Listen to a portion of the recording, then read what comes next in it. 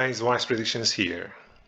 When we make predictions, we are actually predicting the potential result of an event that will happen sometime in the future. With other words, we're not necessarily predicting the present time, we are actually predicting the future. And this brings some challenges when developing prediction models, and that's what we are going to talk about today. So let's start. So you may recognize this screenshot here, which is from mobile applications, which is actually now available both in Google Play Store and Apple App Store. And links to our applications are available in the description below as well. But if we just quickly go through an example, let's say that these are the predictions for each potential match result. And since 50% is the biggest one here among these three possibilities, our prediction happens to be that the home team is expected to win the match. And for double chance, prediction happens that either the home team is going to win the match or the match is going to end with a tie, because 50% and 30% are the two biggest possibilities among these three predictions. So, but when we make these predictions, so we are actually making this prediction for something that's going to happen in the future, and that something here is this, let's say, soccer match. If we just illustrate it on the timeline, let's say that the game for which we are making predictions is going to be played right here on the timeline. And the point in time when we make our predictions, let's say, happens to be here.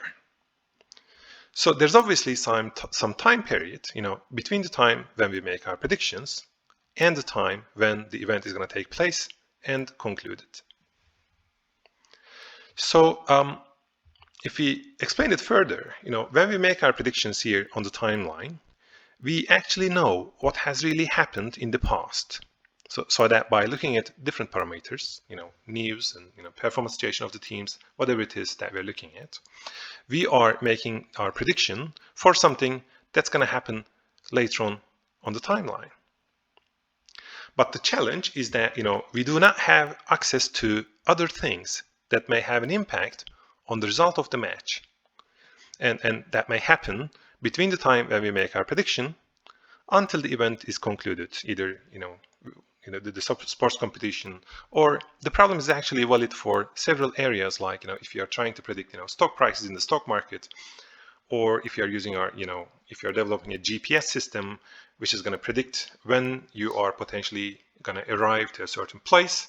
And if the solution includes an AI system which is going to predict when in time you are supposed to arrive to your destination, it can depend on several things that's going to happen along the way. Maybe a traffic accident is going to happen later on the road, which is not necessarily easy to predict in advance, and which may actually cause some delays and so on.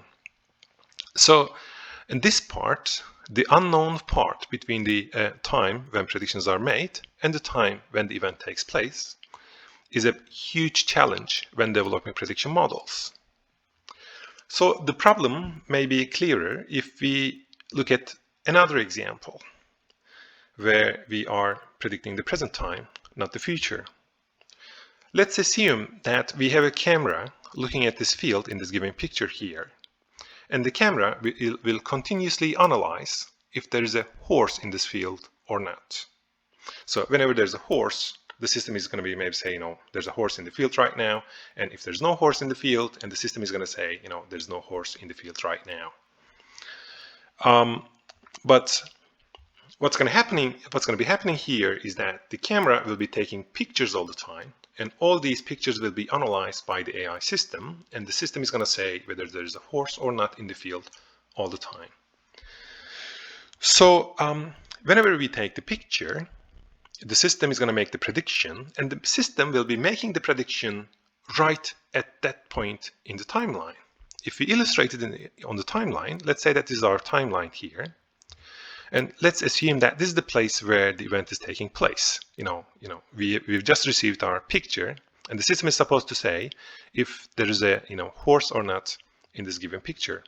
With other words, this picture happens to be our input file. And the event that is taking place and the predictions when they are made in time, those two things are happening at the same time.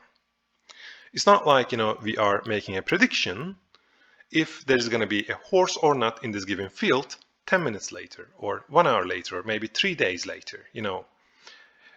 We are making the prediction for the present time, if there's a horse in this given picture or not. Even if, there's image recognition problems and recognizing or making a system recognize whether there's a horse or whether there's a dog, whether there's a cat in the given picture or not. Even if that problem itself is a very challenging problem, you still at least, you at least do not have that dilemma or challenge that, you are making a prediction for something that's going to happen in the future. In this particular example, we are making the prediction for the present time. With other words, whatever data we need is actually available in this input picture here. We do not need to know anything that's going to happen in the future to be able to determine if there's a horse in this given picture or not. And if we go back to our predicting the future slide again, here at this time we are making our prediction. We have access to the past data, we have access to the things that happened in the past, but we don't really know what's going to be happening in the future, and the event for which we are making the prediction will be taking place here. And especially if things that may happen that will have impact on the event which we made predictions for, if such things happen in this time period here after we make our prediction, so the prediction that you're going to be making will actually lose its validity to some point actually.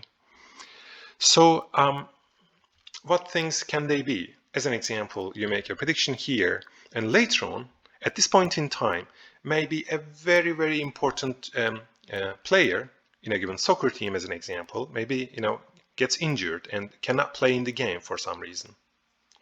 Or the game starts. Obviously, the result of the game will be concluded after the game ends. If you're talking about the soccer match, it's going to be played for 90 minutes together with some extensions, a few minutes at the end of the first half and another a few minutes at the end of the second half. Let's say 95 minutes in total. So the result that we're going to see on the board at the end of these, let's say approximately 95 minutes, it's going to be the result of the event. And let's remember our example or illustrated example from the first slide that we talked about before, where the home team was expected to win the game. And since 50% was much bigger than the other probability, so that the expectation was actually quite strong. But let's say that the home team loses a player right after 10 minutes of the game, and there's yet another 85 minutes, approximately 85 minutes to go. And home team is going to play, one player less because maybe the player got, red card right on the 10th minute of the game. So that all of a sudden, where, the home team was the stronger team and was expected to win the game, now the situation is completely different because of something that happened in the future or after you made your predictions. Let's say that the player maybe gets a red card, and in soccer in particular, it is not easy to play 10 players against 11 players, so that you kind of lose your advantage. And you don't really have this problem only with sports competitions as mentioned. You may have the same problem with several things, like especially stock markets and predicting stock prices in the stock markets. You make your prediction for something that's going to happen in the future. Maybe there may be a similar problem when predicting weather forecasts. Maybe some things may happen between the time you make your prediction and the thing that's going to happen in the future for which you're making your prediction, and the result of the event may change because of other things that would happen or potentially happen after you make your prediction. So this is a common problem, and there's no easy solution to it. So that one solution is that you're going to be renewing your predictions all the time. But for people who are using your predictions, are going to have a tough time because maybe you are looking at the prediction here and you take an action based on that prediction. But if the prediction changes here and here and here continuously, then it kind of becomes quite difficult to use the system overall. So Another thing that's worth to mention is that it's not going to be the case all the time that these things that may happen um, along the way here between the time when you make your prediction and the event that's going to take place, they may not always impact the end result of the event for which you're making predictions. But that risk is there. For example, getting a red card right after 10 minutes in a given soccer game, it doesn't really happen all the time. So that's also important to mention here. Maybe there's going to be happening some other things here, that may have some medium level impact on the result of a game, but it doesn't mean that it's going to have a huge impact on the event that's going to take place in the future.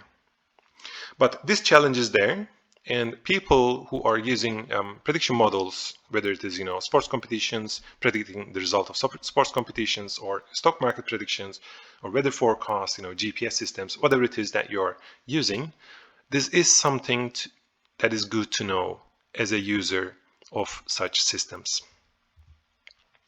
And that's all for today. I hope that information was helpful for you. Thanks for listening, and see you next time.